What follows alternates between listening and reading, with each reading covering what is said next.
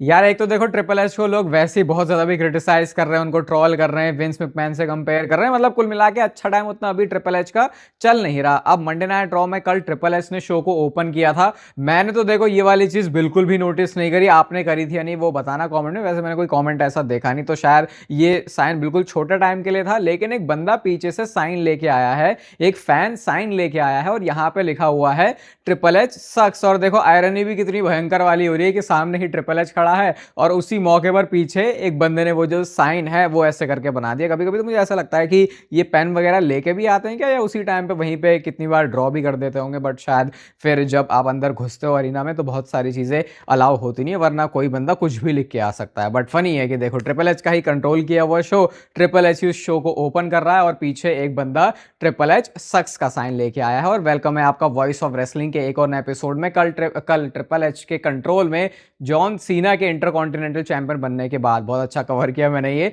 John Cena की। मतलब बहुत सारे इसके बाद रिएक्शंस आए हैं। सबसे पहले तो देखो क्या एक इंटरेस्टिंग बात पता चली कि नेटफ्लिक्स स्पोर्ट्स का जो ट्विटर अकाउंट है उन्होंने ट्वीट किया, जहां पे अभी सेम टाइम पर जॉन सीना, एजे स्टाइल्स और सीएम पंक तीनों के पास चैंपियनशिप है। हाँ वो बात अलग है कि एजे स्टाइल्स की चैंपियनशिप वो नहीं है जो कि शायद उनके पास होनी चाहिए, उनके पास उससे कुछ बड़ा टाइटल होना चाहिए। और देखो कैसे सिमिलैरिटी निकाली गई है 2009 और 2025 में, क्योंकि उस टाइम पर वर्ल्ड चैंपियनशिप थी जॉन सीना के पास और सीएम पंक के पास इंटरकॉन्टिनेंटल चैंपियनशिप। और अब 2025 में सीएम पंक के पास वर्ल्ड चैंपियनशिप है तो जॉन सीना के पास इंटरकॉन्टिनेंटल चैंपियनशिप है। कई बार हिस्ट्री के मतलब हिस्ट्री में हुई चीजें कुछ दोबारा से ऐसे क्रिएट होती हैं कि लगता है यार, मतलब ऐसा लगता है कि सब कुछ प्लानिंग से ही हो रहा है, क्योंकि कई बार इतनी सारी सिमिलैरिटीज निकल के आ जाती हैं। और उसके बाद काफी सारी फोटोज भी आई हैं बैक स्टेज से जॉन सीना के चैंपियन बनने के बाद। एक ये वाली जो ट्रिपल एच की ट्रेडिशनल फोटो है वो तो आनी ही थी। लोग यहाँ पे भी ट्रिपल एच को क्रिटिसाइज करना ठीक है, लेकिन अब मुझे लग जाता कई बार ऐसा कि हद से ज्यादा ही हो रहा है। आई थिंक बुकिंग के लिए सही है, लेकिन वो बुकिंग की वजह से जो फैंस की फ्रस्ट्रेशन है वो ऐसी ऐसी जगह निकलती है जहां पे शायद निकलनी नहीं चाहिए। यहाँ पे लोग कह रहे हैं कि ट्रिपल एच को सिर्फ एक पोज करवाना था जॉन सीना के साथ, इसलिए उसने चैंपियनशिप जितवाई है, या फिर जो भी ऐसे करके लोग बात कर रहे हैं। फिर एक फोटो और आई है जहां पे दोनों ही इंटरकॉन्टिनेंटल चैंपियंस हैं, और एक विमेंस इंटरकॉन्टिनेंटल चैंपियन और एक जो ये जॉन सीना के पास टाइटल है, दोनों ने साथ में ही फोटो क्लिक करके डाली हुई है। और बेकी लिंच ने पोस्ट करी। इनका सही हो गया कि चलो खुद भी चैंपियन है तो जॉन सीना के साथ वो जो चैंपियनशिप वाली फोटो है वो भी मिल गई। कोफी किंगस्टन का भी बड़ा एक इंटरेस्टिंग रिएक्शन आता है ये विक्ट्री के ऊपर। अब ऐसा तो नहीं है कि इतने सारे रिएक्शन में से कोफी किंगस्टन का मैं क्यों बता रहा हूं। देखो एक तो इसके ऊपर 66,000 लाइक्स हैं और ये बहुत ज्यादा लाइक्स हैं। ये कुछ उसी नंबर के आसपास हैं जब जो जॉन सीना के चैंपियनशिप विक्ट्री के बाद की फोटोज पे नंबर से कुछ वैसे नंबर्स यहाँ पे ड्रॉ हुए हैं। और यहाँ पे कोफी किंगस्टन जॉन सीना को थोड़ा छोटा ही साबित करके दिखा रहे हैं कि अरे तुझे इतना टाइम लग गया है जीतने में, तो वो उनको वेलकम टू द क्लब बोल रहे हैं, क्योंकि कोफी किंगस्टन ने भी चैंपियनशिप जीत ली और वो भी ग्रैंड स्लैम चैंपियन बन गए। तो कोफी का रिएक्शन था। और ऐसे सैवेज वाले ट्वीट्स जो है वो ट्विटर की ऑडियंस को बहुत ज्यादा पसंद आते हैं। फिर जॉन सीना का खुद का रिएक्शन भी ऐसा है जो कि ये बता रहा है कि जो भी जॉन सीना को फील हुआ मंडे नाइट रॉ में, जो भी उन्होंने प्रोमो में बोला वो बात एकदम सच थी। यहाँ पे एक सिनेमैटिक जो वीडियो उन्होंने पोस्ट किया उसमें वो बता रहे हैं कि एक्चुअल में मेरे जो एक्सप्रेशन है वो बिल्कुल ऑनेस्ट है, बिल्कुल रियल है, क्योंकि मैं ऐसा ही फील कर रहा था बॉस्टन में जो मेरा प्रोमो था, जो मेरा मैच था और जो मेरी चैंपियनशिप विन थी उसके बाद। तो जैसा जॉन सीना चाहते थे अपना फाइनल शो हो बॉस्टन में, वैसा ही WWE ने उनको करके दे दिया। और वैसे जॉन सीना बोलते हैं कि मैं चीज़ें बुक नहीं करता, लेकिन ये तो अपने आप में एक मिस्ट्री ही रहे तो ठीक है कि इनके बीच में बातें कैसी होती है, क्योंकि ट्रिपल एच चीज़ें जॉन सीना के ऊपर डालना चाहते हैं, जॉन सीना चीज़ें ट्रिपल एच के ऊपर डाल देते हैं। और जॉन सीना की विक्ट्री की वजह से जिस एक बंदे को सबसे ज़्यादा खुंदक, सबसे ज़्यादा गुस्सा आया है वो है हमारा डर्टी डोमिनिक मिस्टीरियो। उनका ये ट्वीट आता है जहाँ पे वो लिखते हैं रक फ्यूल्स करके, फूल्स करके आप इसे बोल सकते हो, जो कि थोड़ा सा लेटर प्ले वर्ड प्ले जो भी कह सकते हो उसे वो किया गया है। और ये जॉन सीना की पुरानी वाली एक मर्चेंडाइज भी थी, ये बहुत पुराने ज़माने की बात हो रही है। तो इस तरीके से उन्होंने इसके ऊपर रिप्लाई किया। लेकिन सबसे बड़ी जो स्टोरी यहाँ से शुरू हो सकती है डोमिनिक की वो है जजमेंट डे के साथ अब क्या करेंगे वो, क्योंकि जो उनकी बाद की वीडियो आई है WWE ने खुद इसको पोस्ट किया है। यहाँ पे डोमिनिक बहुत ज़्यादा गुस्से में है, वो अपना सो कॉल्ड बॉस करके भी बोलते हैं ट्रिपल एच को, और अपनी फैमिली से भी सवाल उठाते हैं, भाई कहाँ थे तुम रकेल, कहाँ पे तुम रॉक्सेन, फिन बैलर तुम कहाँ थे, जेडी मैकडोनाल्ड तुम कहाँ पर थे। तो जो गुस्सा है वो बहुत ज़्यादा इनका भड़क रहा है। अब ये तो नहीं कह सकते कि ये जजमेंट डे का स्प्लिट है, क्योंकि ऐसे छोटे छोटे टीजेस तो पता नहीं WWE ने कितने सारे दे दिए। बट इंटरेस्टिंग रहेगा कि आगे यहाँ से क्या होता है। और अगर आप चैनल पर एक्टिव चैटर हो तो आपको याद होगा मैंने आपको बोला था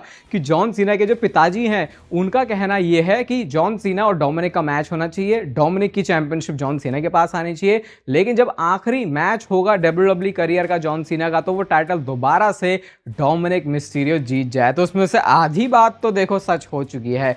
क्या डब्ल्यूडब्ल्यूई इसी वाले आइडिया को इंप्लीमेंट कर रही है, ये तो अभी आगे जाके पता चलेगा। वैसे भी लास्ट टाइम इज नाउ वाला भी ये टूर्नामेंट ही कर रहे हैं, तो देखते हैं इसके एंड तक जाते जाते आगे जो रिजल्ट है वो कैसे होता है। बट बहुत बहुत इंटरेस्टिंग हो जाएगा अगर डब्ल्यूडब्ल्यूई ऐसा कर रही है, क्योंकि अभी आप बोल सकते हो जो ज़्यादा चांसेस फैंस मान के बैठे हैं वो है गुंथर वर्सेस जॉन सीना के लास्ट मैच के। एक ये ट्वीट किसी ने किया, यहाँ पे आप देख सकते हो, ये उन मूवमेंट्स को बताता है जो कि हमको जॉन सीना के फेयरवेल टूर में मिले हैं, जैसे कि एलिमिनेशन चेंबर का विन, फिर उसके बाद उनका हील टर्न हुआ, फिर वो 17 टाइम वर्ल्ड चैंपियन बने, फिर सीना ओर्टन सीना पंक वाली फ्यूड होते, फिर दोबारा से वो बेबी फेस बन गए, फिर उनका मैच हुआ, फिर से कोडी रोड्स के साथ एजे स्टाइल्स वाला मैच, और जो आईसी टाइटल इंटरकॉन्टिनेंटल चैंपियनशिप वो भी उन्होंने जीत लिया है। तो देखो मूवमेंट्स तो हमको बहुत सारे मिले हैं, इस बात में कोई भी शक नहीं है जॉन सीना के फेयरवेल टूर से। बट आई थिंक अब तो उतना मैं कंप्लेंट भी कुछ इसके बारे में करूंगा नहीं, क्योंकि एंड तक आते आते मुझे जॉन सीना का रिटायरमेंट टूर देख के अच्छी ही फीलिंग आ रही है। मैं आई थिंक 5 साल बाद जाके अगर बात करूंगा इस फेयरवेल टूर के बारे में, तो मैं कोई बहुत ज्यादा कमियां नहीं निकालने वाला, मुझे अभी ऐसा फील हो रहा है। देखते हैं आगे चल के क्या होता है। बट मूवमेंट्स तो देखो डब्ल्यूडब्ल्यू ने भर भर के दबा के दिए हैं जो फैंस को चाहिए थे। बट मंडे नाइट ड्रॉ में भी एक ऐसी चीज थी जो कि फैंस को चाहिए थी, और मुझे ये, मैं रिव्यू में भी इसके बारे में कल ही अच्छे से बात कर सकता था, लेकिन अच्छे से बात तब होती नहीं, क्योंकि यहां पे अच्छे से बात करनी है, क्योंकि ये तुम अच्छी बात कर नहीं रहे हो फैंस के साथ में। कल भी शो पर रोमन रेंस ट्राइबल चीफ कहीं पर भी नहीं था। मतलब ये, इसको लेजी बुकिंग भी मैं बोलूं, या इसको मैं बोलूं एफर्ट नहीं लगाना चाह रहे, या मैं ये भी नहीं सुनने बैठा कि तुम आके ये बोलो कि यार रोमन रेंस की डेट्स नहीं है। अगर आपको एक शो बिल्ड करना है, उसकी हाइप बनानी है, और मैं बोलूंगा इस वॉर गेम्स मैच में ये जो बेफेस वाली टीम है, इसमें सबसे दो जो लॉजिकल बंदे हैं सीएम पंक और रोमन रेंस, ये ही दोनों हैं। लेकिन रोमन रेंस ही अभी तक स्टोरी लाइन में एक्टिव नहीं हुए हैं, तो मैं कैसे ये मानूं कि फैंस रोमन रेंस के आने की वजह से बोलेंगे भाई वॉर गेम्स की स्टोरी कोई बहुत अच्छी हो गई है, जबकि उनका ही स्टोरी में बिल्कुल शुरुआत से ही होना चाहिए था।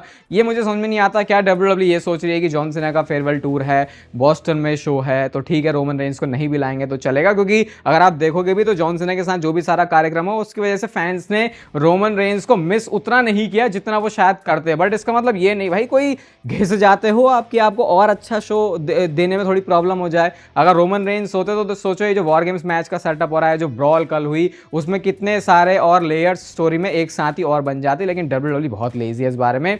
अब मैं क्या मानूं, अब तो भाई सर्वाइवर सीरीज बस आई गई है, तो ये माने कि नहीं अगली रॉ में भी रोमन रेंस नहीं आएगा। अब तो देखो मेडिसन स्क्वायर गार्डन से है, मेरे को तो एक्सपेक्टेड था, ये वाली रॉ छोड़ो, पिछली रॉ में भी अगर डब्ल्यूडब्ल्यूई थोड़ी समझदार होती तो रोमन रेंस को बुक करती, लेकिन उन्होंने वैसा भी नहीं किया। अब मेडिसन स्क्वायर गार्डन का शो है, यहां पर भी अगर रोमन रेंस नहीं आ रहा, आई थिंक फिर मेरे पास कुछ शब्द बचेंगे नहीं बोलने के लिए। मैं तो देखो यही ओपिनियन फॉर्म करूंगा इसके बारे में। आपका कुछ एक्सपर्ट ओपिनियन है तो वो आप कमेंट सेक्शन में बता सकते हो। इसके बारे में जितना बात करूंगा मैं और ज्यादा इसको बैश करने वाला हूं, तो आगे बढ़ लेते हैं और बात करते हैं ड्रू मैकिंटायर की। तो ड्रू मैकिंटायर का सस्पेंशन हो चुका है। एक चीज जो पहले पता चल गई है वो ये, मैंने आपको बोला था कि क्या ये मूवी की शूटिंग की वजह से है या फिर ये स्टोरी लाइन का पार्ट है। अब डर्ट शीट्स ने रिपोर्ट किया है कि ये जो ड्रू मैकिंटायर का सस्पेंशन है ये किसी मूवी की छुट्टी लेने के लिए नहीं है, बल्कि ये डब्ल्यूडब्ल्यूई की ऑनगोइंग स्टोरी लाइन का पार्ट है, जो कि डब्ल्यूडब्ल्यूई ड्रू मैकिंटायर को लेके प्रोजेक्ट कर रही है। इसका मतलब कि ये पूरा स्टोरी लाइन का ही पार्ट है। और फिर ड्रू मैकिंटायर का इस दौरान एक ट्वीट भी आता है जहां पर 8 फरवरी को जब ड्रू मैकिंटायर स्मैकडाउन ब्रांड में आया था, निक ऑल्डिस ने बड़ा बोला था कि भैया लैंडस्केप चेंज होने वाला है स्मैकडाउन का। उस वाले ट्वीट को कोट करते हुए लिखा कि भाई you don't put a saddle on a Mustang, मतलब कि वो ये करके बता रहे हैं कि अरे मेरे को तुम लेके आए हो तो तुमने किया क्या मेरा। फिर वो यही बोलते हैं कि तुम भी एक अनदर क्लाउन हो कोडी रोड्स की तरह, जो कि समझ रहे हो वो जो पॉलिटिकल वाला पॉलिटिक्स खेलने वाला जो कोडी रोड्स को वो बोलते हैं, और फिर कहते हैं कि हाँ भाई तुम भी उसको प्रोटेक्ट करते रहो। तो ऐसे करके उन्होंने निक ऑल्डिस को भी रेल दिया। अगर अच्छा कोई बंदा डब्ल्यूडब्ल्यूई चला रहा होता ना, तो यहाँ से कितना अच्छा पोटेंशियल है निक ऑल्डिस वर्सेस ड्रू मैकिंटायर का मैच करने का। निक ऑल्डिस को वो बंदा मत समझना जो सूट में रहता है। अगर आपने उनका पूरा करियर पहले से फॉलो किया है तो आप उनको ड्रू मैकिंटायर मत समझो, तो ड्रू मैकिंटायर से कम भी मत समझो।